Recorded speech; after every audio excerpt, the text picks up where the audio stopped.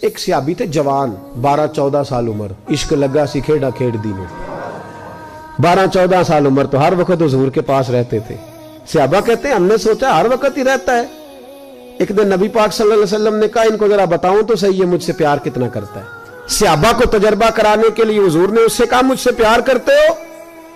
اس نے کہا بیبا آپ کو پتہ ہی ہے سارا. تو حضور نے فرمایا جاؤ اپنے باپ کی گردن کاٹ کے لاؤ. کس کی؟ اوکھا جے بابا کام. ہاں اپنے باپ کی گردن کاٹ کے لاؤ. 12-14 سال عمر, چھلانگ لگائی. مسجد نبوی کے دروازے پر مولا علی شیر خدا کھڑے تھے. ان کی گردن میں تیر کمان تلوار تھی, کھینچی تلوار.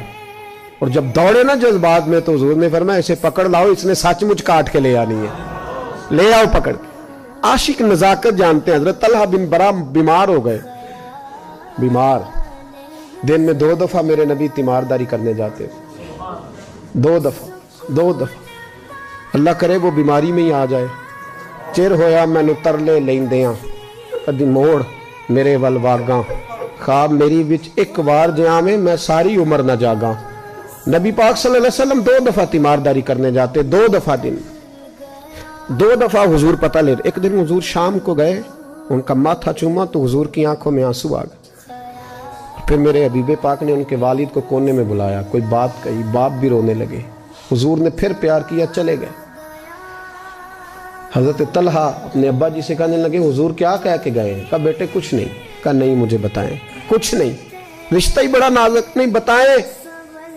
تو باپ نے سر پہ ہاتھ رکھا, کہا حضور کہہ گئے ہیں تو آج شام کو فوت ہو جائے گا. اور جب حضور نے کہا جب اس کا انتقال ہو جائے تو مجھے خبر کرنا. والد کو چارپائی پہ بٹھا کے تو حضرت طلحہ نے ہاتھ پکڑ لیا. عشق تے اگ دوویں ایک برابر, پر عشق دا سیک ودھیرا. اگ تے ساڑے ککھ تے کانے, عشق ساڑے تن میرا. او اگ دا دارو می تے پانی, مینوں کوئی دسے عشق دا دارو کیڑا. بلے شاہ اتھے کچھ نہیں بچدا جتھے عشق ہوراں دا ڈیرا.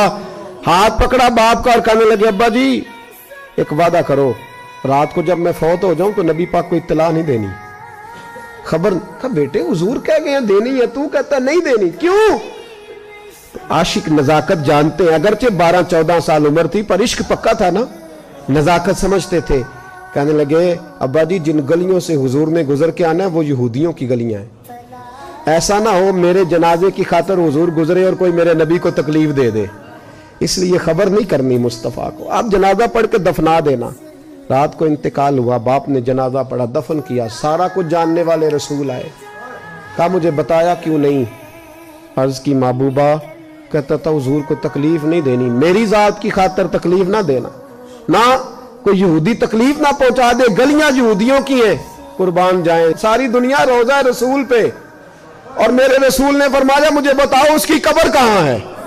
ساری دنیا روزہ رسول پہ, اور نبی پاک اس غلام کی قبر پہ کھڑے آنسو بہہ رہے ہیں. صحابہ کہتے ہیں ہر قبر پہ دعا یہ ہوتی تھی یا اللہ قبر کشادہ کر دے, یا اللہ اس کا حساب آسان کر دے. یہاں دعا بھی انوکھی, اس کے لیے دعا بھی انوکھی, رشتہ ہی بڑا نازک ہے. میرے نبی پاک نے دعا بڑی انوکھی فرمائی. کہا اے اللہ جب میرے طلحہ کی تیرے ساتھ ملاقات ہو تو ذرا اس سے مسکرا کے ملنا, وہ تیری شان کے لائق ہے, ذرا اس سے مسکرا کے ملنا. کہتے ہیں وجد ہو گیا طاری, اس لیے کہ جو رشتہ نبی کا امتی سے ہے اور امت کا رسول سے ہے اس کی نزاکت کو صرف غلام جان سکتے ہیں. غلام جان. میں نے پچھلے جمعے بھی کہا تھا, مجھے ایک شخص کہنے لگے آپ بتیاں لگاتے ہیں, جھنڈیاں لگاتے ہیں. میں نے کہا بس نہیں چلتا, ہم تو تارے بھی لگا دیں, ہمیں ہمارا پتہ ہی نہیں. میرا دل کرتا ہے گلی گلی پھروں اور یہ نعرہ لگاؤں جان ہے عشق مصطفیٰ, روز فضو کرے خدا, جس کو ہو درد کا مزہ وہ نازے دوا اٹھائے کیوں, اور پھر کے گلی گلی تباہ ٹھوکریں سب کی کھائیں کیوں. اگر دل کو یہ عقل دے خدا تو تیری گلی سے جائیں کیوں.